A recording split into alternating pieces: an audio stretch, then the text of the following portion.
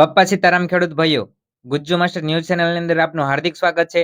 તો આજના મુખ્ય સમાચાર ઉપર વાત કરીએ તો કયા-કયા મુદ્દા રહેવાના છે. તો 1લી તારીખથી ખેડૂતોને મળવાનો છે મોટો ઝટકો. ત્યારબાદ સમાચારમાં આગળ વાત કરીશું તો દુષ્કાળને લઈને કરવામાં આવી છે એક આગાહી.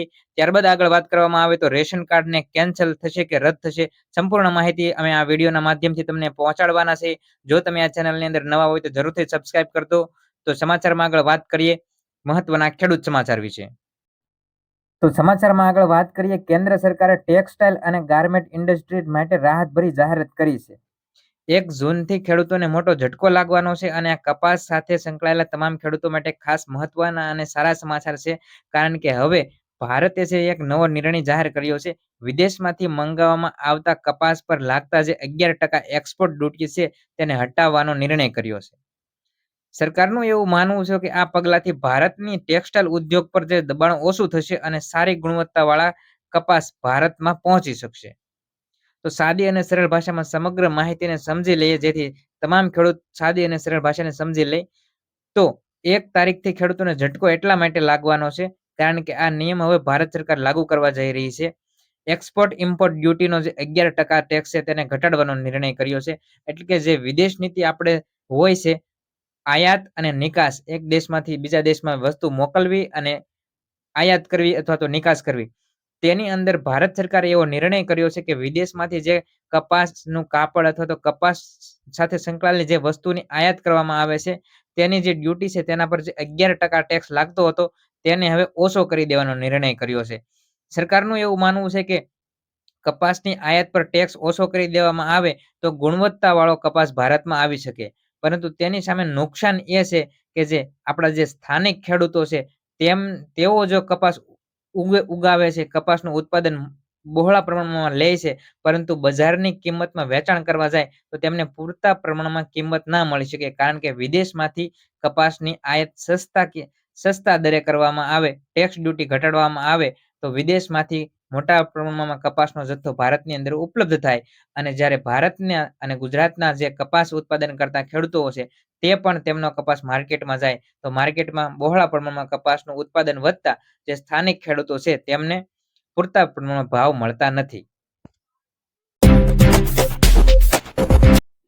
ત્યારબાદ સમાચારમાં આગળ વાત કરીએ તો દુષ્કાળની આગાહી કરવામાં આવી છે. તો હવામાન સંબંધિત સમાચાર ઉપર કરીએ ફટાફટ એક નજર. તો ભારત સહિત દુનિયાભરના જે 3 મહિના દુષ્કાળનું એલર્ટ જાહેર કરવામાં આવ્યું છે. હવામાન વિભાગની જે સંસ્થાઓ છે વૈશ્વિક આબોહવા અંગે મોટી ચેતવણી જાહેર કરી ચૂકી છે. પ્રશાંત મહાસાગરમાં દરિયાઈ પાણી ઝડપથી ગરમ થવાને કારણે જૂનથી ઓગસ્ટ વચ્ચે 80% જે અલ નીનો સફરિયન થવાની હતી, આની આશંકા છે. આનાથી ભારત સહિત વિશ્વભરમાં દુષ્કાળ, પૂર અને હીટવેવ જેવી ગંભીર અસરો થઈ શકે તેવી આગાહી હવામાન નિષ્ણાતો તેમજ હવામાનની સંસ્થાઓ દ્વારા કરવામાં આવી છે. કૃષિ મંત્રાલયે તમામ રાજ્યોને જિલ્લા સ્તરે તાત્કાલિક પ્લાન લાગુ કરવા માટે ખેડૂતો સુધી આ માહિતી પહોંચાડી દેવા માટે નિર્દેશ કરવામાં આવ્યો છે. સાદી અને સરળ ભાષામાં સમજી લઈએ ફટાફટ આ સમાચારને. તો જે હવામાન નિષ્ણાતો તેમજ હવામાન સાથે સંકળાયેલી સંસ્થાઓ છે તેમણે 3 મહિના દુષ્કાળનું એલર્ટ જાહેર કર્યું છે. એટલે સાદી અને સરળ ભાષામાં કહીએ તો સંપૂર્ણપણે દુષ્કાળ એટલે કે સંપૂર્ણપણે વરસાદ નહીં થાય એવું નહીં બને, પરંતુ અમુક વિભાગની અંદર આ વર્ષે ચોમાસું મોડું છે એવું આંબાલાલ પટેલ તેમજ હવામાન વિભાગે કહી ચૂક્યા છે. અને આ હવે હવામાન સાથે સંકળાયેલી સંસ્થાઓ છે જે વૈશ્વિક સ્તરે હવામાન નિષ્ણાતો અભ્યાસ કરતા હોય છે તેમને પણ એવી માહિતી આપી છે કે આ વર્ષે અમુક વિસ્તારો છે ત્યાં જગ્યાએ એટલે કે ચોમાસાની શરૂઆત આપણે કરતા હોય છે તો 3 મહિના સુધી પણ વરસાદ ના પડે એવું બની શકે છે. જો અપડેટ માહિતી મળશે અમને હવામાન નિષ્ણાતોની તો તરત જ અમે આ ગુજ્જુ માસ્ટર ન્યૂઝ ચેનલના માધ્યમથી તમને રજૂ કરશું. તો આવી મહત્વપૂર્ણ ઇન્ફોર્મેશન અને મહત્વપૂર્ણ જાણકારી માટે, અપડેટ સમાચાર માટે ગુજ્જુ માસ્ટર ન્યૂઝ ચેનલને સબસ્ક્રાઇબ કરો અને ચેનલ સાથે જોડાઓ. ત્યારબાદ સમાચારમાં આગળ વાત કરવામાં આવે તો રેશન કાર્ડ ધારકો માટે ખાસ મહત્વના સમાચાર સામે આવ્યા છે. સરકારે એવી જાહેરાત કરી છે કે 70 લાખ જેટલા રેશન કાર્ડ ધારકોના રેશન કાર્ડ હવે બંધ થઈ જવાના છે. તો વાત કરીએ સમગ્ર સમાચારને સાદી અને સરળ ભાષામાં સમજી લઈએ, કરીએ ફટાફટ નજર. તો રેશન કાર્ડ ધારકો માટે નવા નિયમો લાગુ થવાના છે અને આ નવા નિયમો લાગુ પ્રમાણે 70 લાખ જેટલા રેશન કાર્ડો બંધ થઈ જશે. તો શું છે આ નવા નિયમો? તો શહેરી વિસ્તારની અંદર વાર્ષિક આવક 3 લાખ અને ગ્રામ્ય વિસ્તારની અંદર જે વાર્ષિક આવક 2 લાખ આનાથી વધુ તમારી આવક હોય તો તમારું રેશન કાર્ડ બંધ થઈ જશે.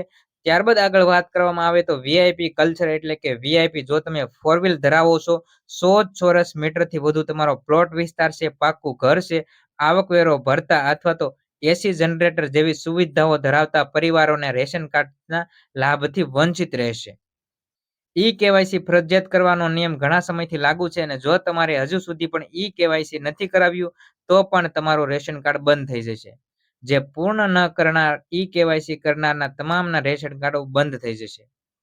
આ ફેરફારોથી લગભગ વાત કરવામાં આવે તો 70 લાખ જેટલા અપાત્ર રેશન કાર્ડ છે તે બંધ થવાની શક્યતા છે. પરંતુ સરકાર દ્વારા હજી સ્પષ્ટપણે જાહેરાત નથી કરવામાં આવી. આ એક ન્યૂઝ મીડિયા અહેવાલ પ્રમાણે અમને જે માહિતી મળી છે તે અમે ગુજ્જુ માસ્ટર ન્યૂઝ ચેનલના માધ્યમથી અમે જાહેર કરી છે. કારણ કે સરકાર હવે જો આ પગલાં ભરશે તો ગુજરાત તેમજ ભારતની વાત કરવામાં આવે તો 70 લાખ જેટલા અપાત્ર રેશન કાર્ડ છે તે બંધ થઈ જશે અને ઈ-કેવાયસી નથી તેમને તો ફરજિયાતપણે સ્પષ્ટપણે કહી દેવામાં આવ્યું છે કે ઈ-કેવાયસી વિનાના તમામ રેશન કાર્ડ બંધ કરી દેવામાં આવશે.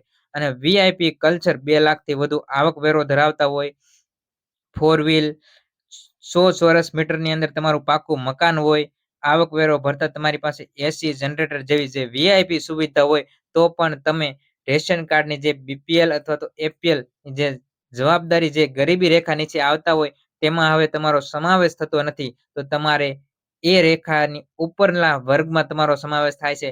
જેથી કરીને આ વીઆઈપી કલ્ચરને ધ્યાનમાં લેતા સરકાર હવે રેશન કાર્ડ બંધ કરી શકે છે.